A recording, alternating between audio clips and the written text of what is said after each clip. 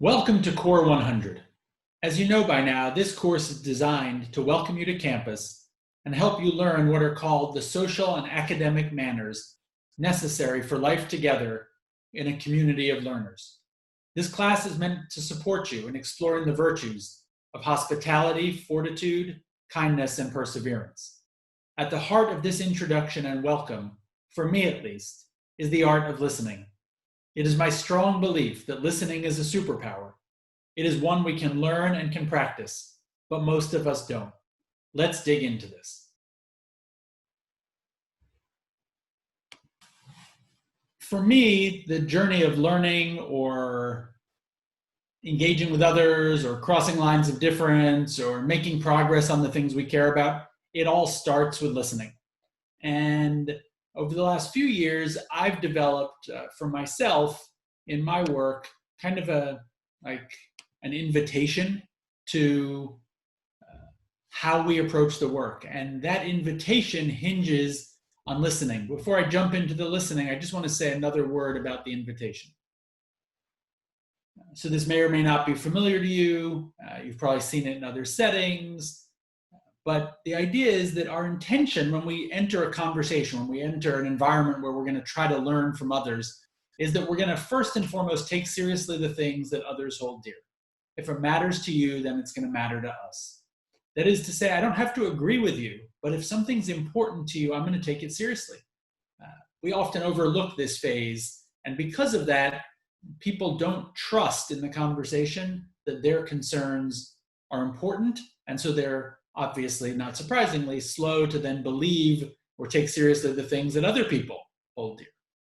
Secondarily, and this is a little bit of a change for a lot of us, that we're not joining this conversation to convince anyone that they're wrong or that we want to change them. A lot of times we think, well, I engage in debate and conversation to convince people that they're wrong and they need to change. But in a way, we turn that on its head here and we say, well, all we're going to do is listen. We're going to take them seriously. We're going to be curious, as you see in the third point, why people think the way they do. And that instead of thinking our mission is to convince them or that we're going to be diminished if we listen to ideas that we disagree with, we're actually going to believe that we're enhanced by it. So I don't have to defeat your idea to prove that I'm committed to my values. I don't need to go like this because I don't want to hear what you have to say. Actually, I want to open myself up and know that whatever piece of the truth you hold, I'm enhanced by hearing it, even at times when I might even find it offensive. And then finally, we believe that there's more common ground and common experience than most people anticipate. That isn't to say it's all kumbaya, that we all agree, and if we just communicated better, we'd all get along. I don't believe any of that. I don't think dialogue just for the sake of communication gets us that far. But I do think that real listening often reveals common ground in surprising places. So at the heart of this invitation is the notion that listening is a superpower. And it's one that we're going to talk more about. I think we underinvest in it. I'll say more about that as we go along. But the idea is that listen powerful, really transformative effect on the person who is listening and the person who is being listened to. So I'm just going to read this quote from the book Siddhartha by Hermann Hesse. If you haven't read it, you should totally read it. So Vasudeva listened to Siddhartha with great attentiveness. He had mastered the art of listening. Although Vasudeva himself did not utter a word, it was clear to the one speaking that each of his words was being allowed to enter the listener, who sat there quietly, openly, waiting. Not a single word was disregarded or met with impatience. Vasudeva attached neither praise nor blame to what he heard, but merely listened. Siddhartha felt what a joy it was to be able to confide in such a listener, to entrust his life, his searching, his sorrow to this welcoming heart. Now, if you've ever had the experience of being listened to like this, you know how profound it is. Most of us go through most of our days never encountering someone listening this way. We could, it's not like human nature that we can't, but the truth is that we zip from conversation to conversation, often never encountering this. And the transformative power of this kind of listening, if you can recall someone who's listened to you this way, or a moment where you felt listened to like this, it stays with you. And I think that's some evidence of the power that it holds. So I like to keep it simple, start with this Hafez quote about how we listen to others, right? How do I listen to others? As if everyone were my most revered teacher speaking to me their cherished last words. So that's a seriously high standard. That's as if my greatest teacher is on her deathbed, and this may be the last thing I hear from her, and I'm going to listen like really focused. That's how we should listen to everyone. Now, arguments will vary for why we would listen that way, and I want to run through like 6 or 8 of those arguments. So maybe at the most basic level, there's the argument is I want to win, and I have to know my enemy. So if you disagree with someone, you don't listen carefully, you'll miss the crux of their argument. You'll miss what they're attached to and what they're holding on to. And so you won't be able to move them. You'll throw facts at them, but they won't budge because you didn't listen carefully enough to see where the gap was, where the space was for you to step in. Number 2, it's just about practical impact. It's not so much about the enemy, but if I want the people I'm working with, talking to, on a team with, to be invested in the outcome of what we're doing, if I listen to them, they will be more bought in at the end. Whether it was my idea, their idea, whatever the ideas that we land on as a group, if people feel listened to, they'll be invested in the outcome. On top of that, there are what I would call high value outcomes. So if you really want the best results, but you're not listening because you're so busy with your certainty about your point, you miss some of the best solutions. And so the highest value outcomes emerge when we listen in a way that we're able to hear all the insight and all the wisdom around the table. Maybe on a deeper, somewhat more profound level, listening this way can reveal the truth. So no one of us can see the whole story. We know that. We can't understand everything happening in the world around us. The more we listen carefully to others, the more little pieces of the truth around us can be illuminated. On a practical level for our country, it's hard to imagine democracy if people don't listen. Like in a democracy, we share this land, right? We're in this together, whether we like it or not. And the point of a democracy is that we make decisions together. That's the nature. One person doesn't just get to decide for everyone. And so it's hard to see how that functions if we're never listening to each other.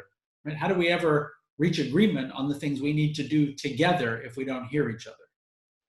And then on one of the deepest levels for me, I think this kind of listening reaffirms the dignity of each other. If I don't think you're worth listening to, in some subtle way, I've kind of written you off. You're slightly less human than me. You're just not quite as entitled to voice and space. You're not honored in exactly the same way. And that's a slippery slope. Once someone is a little less worthy of being listened to, then where does it go from there? What else are they not as entitled to? And in that way, we slowly but surely write people off. So these are 6 reasons why it's good to listen. I'll go to a couple of just to fill out the picture. So for some of you, the spirituality or the theology behind listening will matter. This moment, if you will, this vignette comes from the Book of Prophets. So Elijah has an experience of a divine intervention. An angel brings him food. He's on Mount Sinai, and God passes him by. And as the story is told in the Hebrew Bible, it goes something like this. So go out and stand on the mountain before the Lord. This is what's told to Elijah. And behold, the Lord passed by, and a great and strong wind tore into the mountains and broke the rocks in pieces before the Lord. But the Lord was not in the wind. And after the wind, an earthquake, but the Lord was not in the earthquake. And after the earthquake, a fire, but the Lord was not in the fire. And after the fire, a still small voice. I just was always so struck that you kind of expect the power to come in the big loud things. Like, isn't that where we would sort of project it? It's in the loudest voice. It's in the most disruptive, the fire, the earthquake, etc. But the teaching here is that it's in the still small voice. That's maybe the most profound theological call to really listen, is that the kind of wisdom we're looking for, it doesn't yell, right? It whispers, and we have to be really attentive if we're going to hear it. You know, if the theology doesn't speak to you, maybe the science will. So I didn't pile up this slide with, the 800 studies that I could have, but there are just some of the highlights here. So effective listeners generally project more positive impressions than ineffective listeners. It may seem basic, but they're also perceived to be more trustworthy. So again, it's kind of, to me, common sense, but it turns out, I think most of us, like we're preparing for an interview, right? Or first we think, what am I going to say? What's my opening line going to be? How am I going to make a good impression? Mostly we don't think, I'm going to listen really well. That's how I'm going to kick this off. We then see it across industries. So the second one is kind of shocking to me. Patients and physicians, real estate clients and their agents, proteges and their mentors, husbands and wives. Like, it doesn't matter. In all these different facets of industry and our public and private lives, the interactions are better and more satisfying when there are good listeners involved. This last one from Kaiser is really remarkable to me, right? That you could see a reduction of 30% in office visits by the chronically ill if they've been listened to for 15 or 30 minutes. So not cured, but listened to. I mean, there's huge value being generated there just from the act of listening. Yet despite all of these things, less than 2% of the population has had formal education on how to listen. I think that's borne out in our universities, in our high schools, in workplaces. We kind of expect people to learn and to communicate, but we don't teach them to listen. Maybe we teach you to write, but we don't teach you to listen.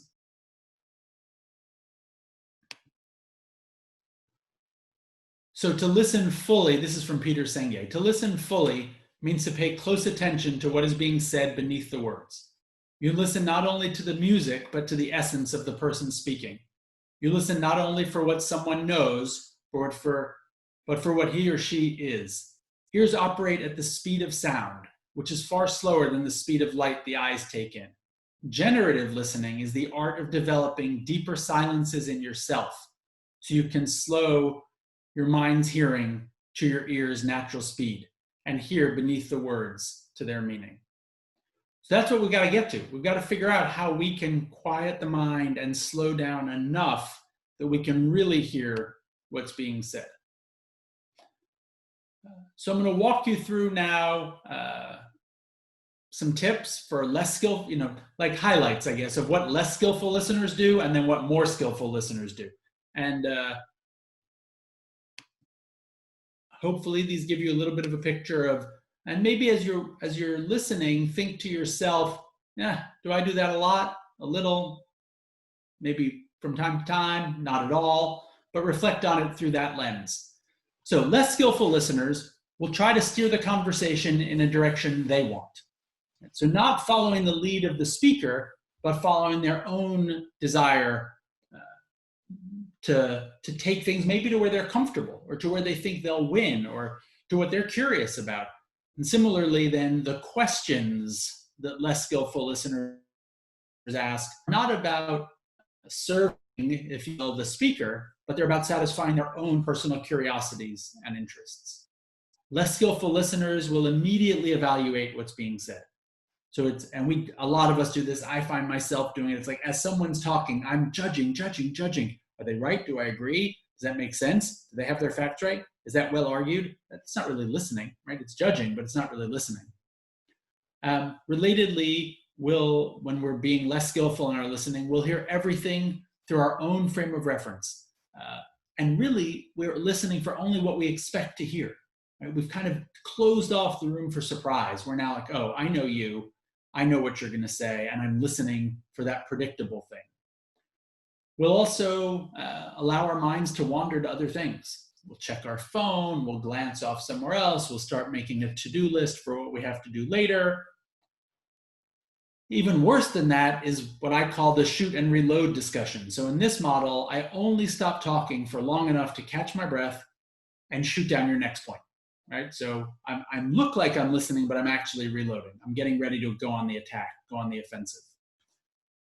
that often then leads me to rehearse. Right? So I want to sound smart. I want to outmaneuver you. So now I'm not really listening for the depth of meaning. I'm just sitting over here kind of going, while I come up with what I want to say next. And if I'm really unskillful, I'll give no verbal or nonverbal responses. I'll just be kind of like a board sitting here waiting for you to finish, not expressing with my eyes or my hands or nonverbal gestures, anything to say like, I'm with you, I'm following you. So that's what less skillful communicators do. And I like this quote about Congress. I thought it was funny. It says, let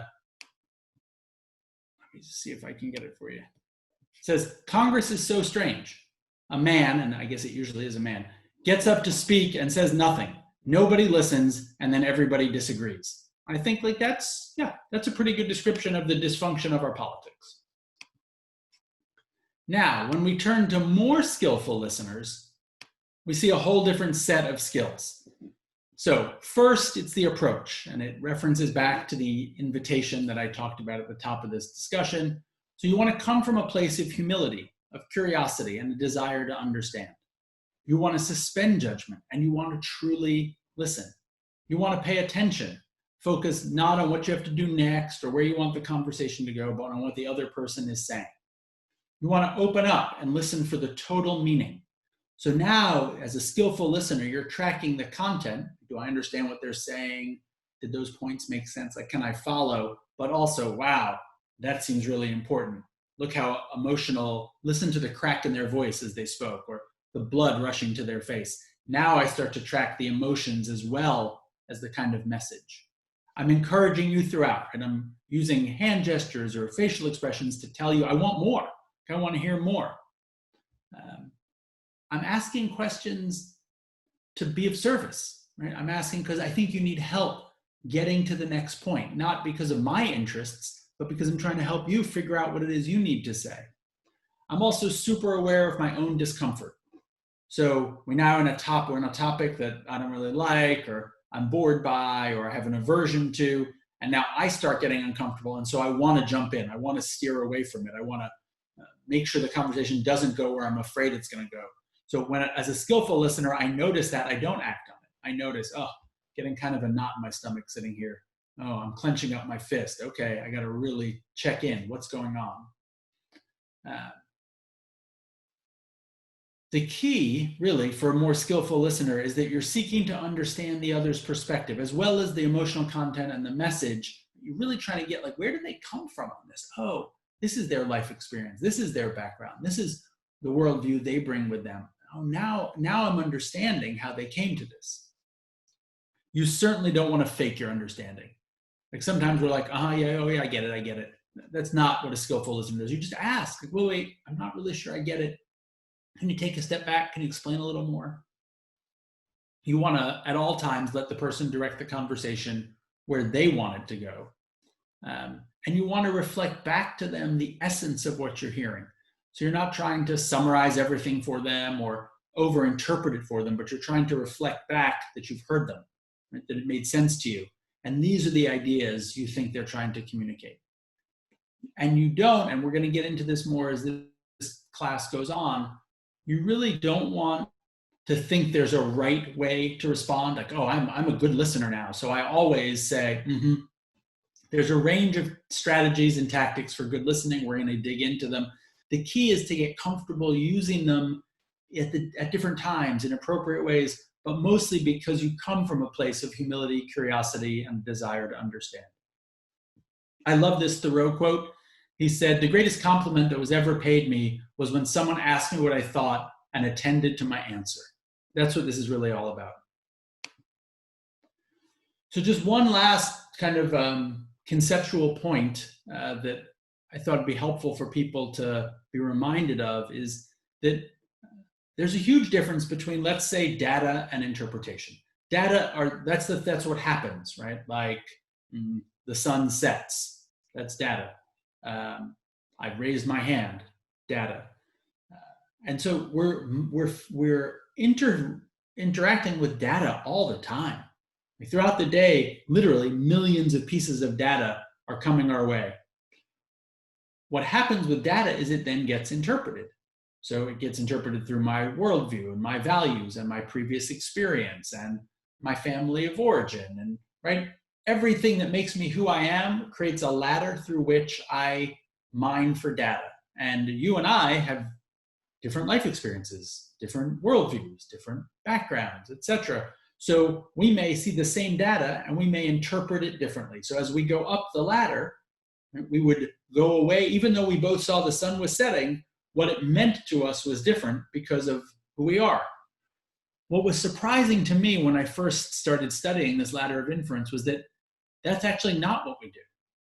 Right? What I just suggested, we start with data and we go up the ladder. But what we really do is we live at the top of the ladder. We live in our interpretations and we mine down, not for every piece of data, but for the data that fits within our worldview. So if I expect you to be super smart and you give a talk and I'm up at the top, oh, she's really smart, then I'll go down and I'll find the data that confirms she's really smart. She said this. I never thought about that before. If I came into your lecture thinking she does not know what she's talking about, I will go down the ladder and I will find the moments where she stumbled. Right? And to make matters worse, human nature, then I'll go try to find other people who agree that she stumbled there. Right? I'll look around. Who else thinks she wasn't really on top of her game? Who else thinks she actually stumbled? And that's how we end up in small little tribes. Right? We're the people who went to that talk and we didn't think she had much to say. We're the people who went to the talk and thought she was brilliant. Right? And we've now sorted ourselves not based on actual data. Yes, all that data happened, but really we're sorting on the worldview we came in with and who we found to validate what we already think. That is the opposite of actual listening. But it's not that easy to interrupt.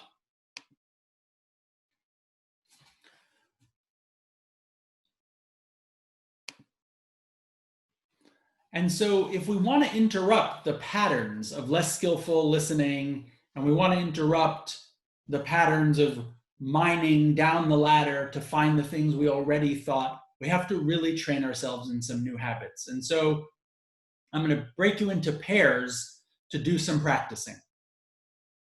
We're going to practice the 5 building blocks of listening. I think for today, I'll explain the 5 of them. And then we're going to break you into pairs. You'll go into breakout rooms for this, and you'll do a few rounds of practice rather than come back and forth. So the first building block is silence. You're going to go to your breakout room with your partner. I'll give you a topic, something easy like your favorite meal. And one of you will speak for, say, 2-3 minutes about your favorite meal, and the other person will listen in silence. Silence, not, although I told you skillful listeners do encouragers, I don't want you to do that. I just want you to sit there in silence, trying to bring your attention back to this person who is talking to you about pizza or whatever it is they're telling you. Just back to that in silence, your full, undistracted attention. After you've each practiced one round of that, you'll go to the next building block, which is the footprint. In the footprint, we practice reflecting back when we're listening only the words that somebody shared us. So if I were to tell you, I really love pizza, but I only like really thin crust. If you were reflecting back to me, staying inside the footprint, you would say, you only like pizza, but just with a thin crust, right? So you're not saying, oh, you don't like Chicago pizza? No, you're not adding anything. You're just staying with the words that I gave you. You're not telling me what pizza you like. You're not asking me about the tomato sauce. You're just staying with the words I gave you. So you'll do a second round of practice. Maybe for the footprint, you'll work with a question. Again, something easy like a great place you visited or traveled to, something like that.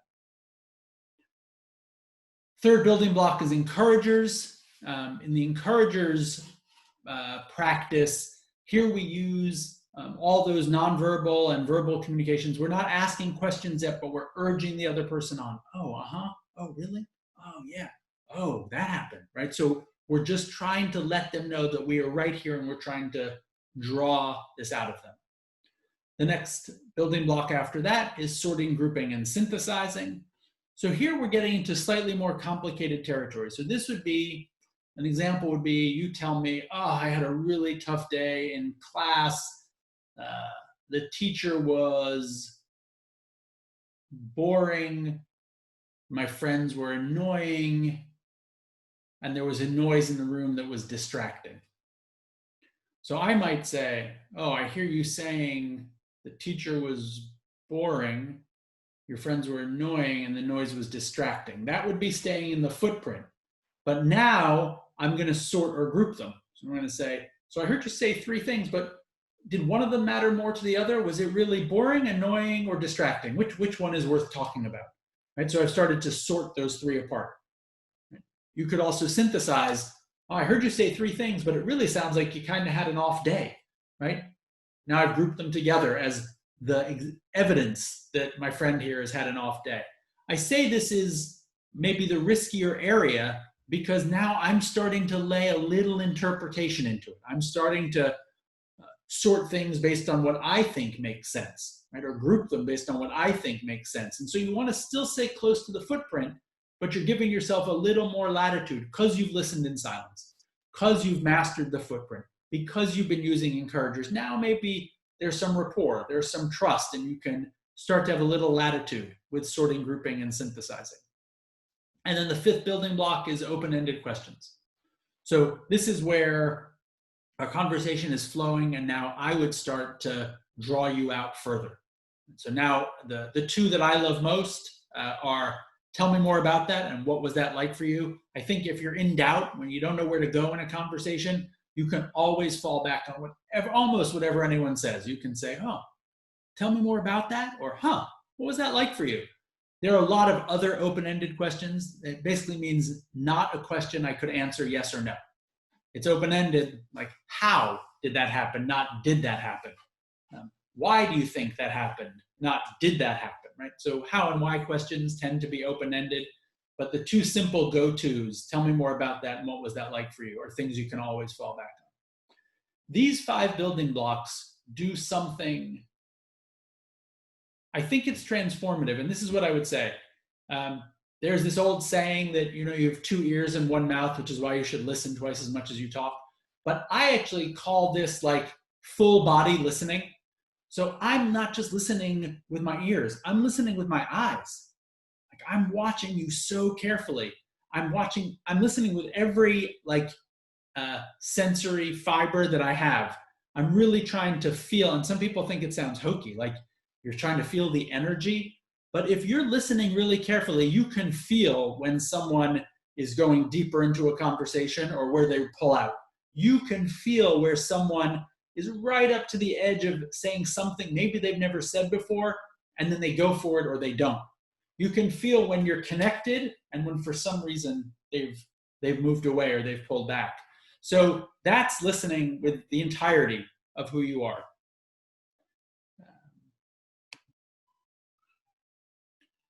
So just one last word before you go off to your groups to practice. And it's funny to read a quote from myself, but I'm going to do it.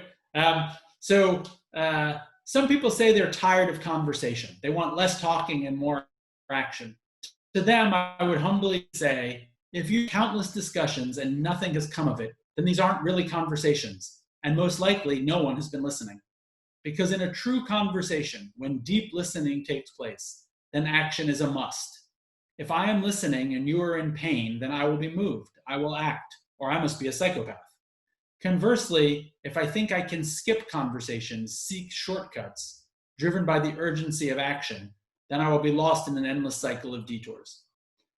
So essentially, to me, it isn't conversation or action. It's conversation. True conversation begs for action. And without it, the action is often sloppy. So I want you to head off to your pairs and try to practice the 5 building blocks, and we'll come back together after you've done it.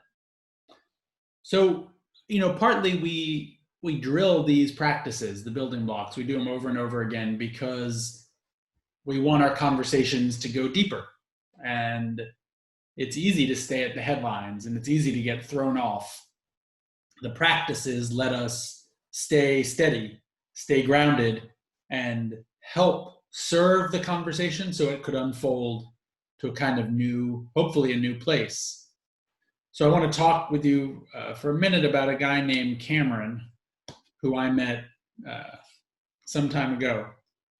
Cameron is kind of a tough guy.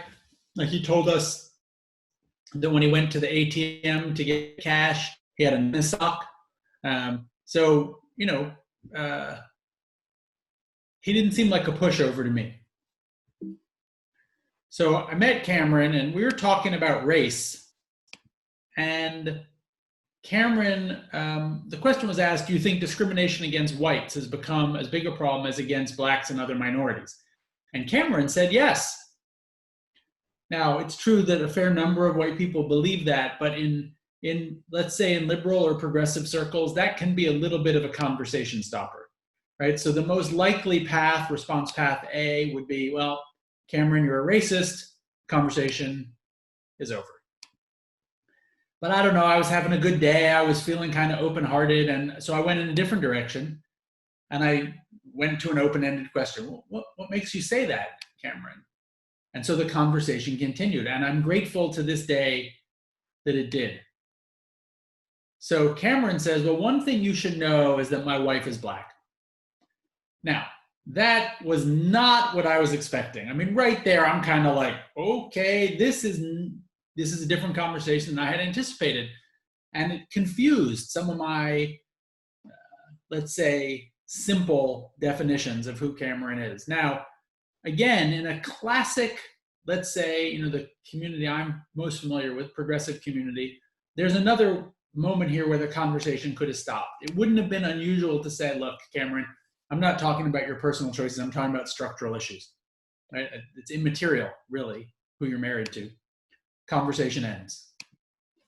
But again, it was a good day. And so I said, well, is that right? Tell me about her. And the conversation continued. And now it gets even more complicated. So Cameron says, well, you should hear our friends give us for being an interracial couple. Now, where I could have gone is, oh, like your white racist friends, Cameron? And again, conversation ends. But instead, I just tried to honestly feel what it might be like for him and say, well, I imagine that's hard on both of you. And so the conversation continued. So Cameron says, yeah, and her black friends are just nasty. They say to her about being with me. So, it's kind of jokingly, but, I could have said, oh, it must be the knife in your boot that scares them, right? Conversation ends. But instead, I tried to open up the conversation. So, wow, is that the only place this kind of thing shows up in your life? Just to see where he might go with it. And here it just gets like, I don't know, I think kind of remarkable. So Cameron says, I worked security at Target, and my managers told me to follow colored customers around because they're the ones who steal. But I wouldn't do it. Now, again, I could have fallen into a pattern that I know very well. I could have said, Cameron, you can't use the word colored. Like, it's just not allowed. Like, you don't talk like that. It's 2020 or 2018, I guess, probably when this happened. But instead, I went the open-ended route. Is that right? How did that play with your colleagues, I asked. And Cameron says, well, here's the thing. A bunch of them are colored. See, when I got promoted, the higher-ups at Target told me to hire blacks for security because it makes you look better. And that seems wrong to me too. At this point, I am baffled. Like, I don't know what to make of this guy, Cameron, but what I know is his lived experience with race is much more complicated than the story I would have told about Cameron had I cut this conversation off at the beginning. So really, all I could muster, this was not about skill. This was just like, wow, really? And he says, but at the end of the day, it's just got to be about love. Now, I'm not saying that every conversation is with a Cameron and that everything ends this way, but what I know is that because I made some good choices about how to listen, I was given multiple gifts through Cameron's complex, awkward, clunky, imperfect reflection on what's going on in his life and what he makes about race in the world that we live in today. Thanks for taking this time to learn about listening. In short, listening is foundational. The more carefully you listen, the more you learn about others and about yourself, and the more efficient and effective you can be in achieving your goals. Better results are easier to achieve when you listen deeply. I hope you're able to dive deeper into this work through your Blackboard discussion and later in the week in the Zoom discussions with your PAs. Remember, listening is a practice, so let's practice.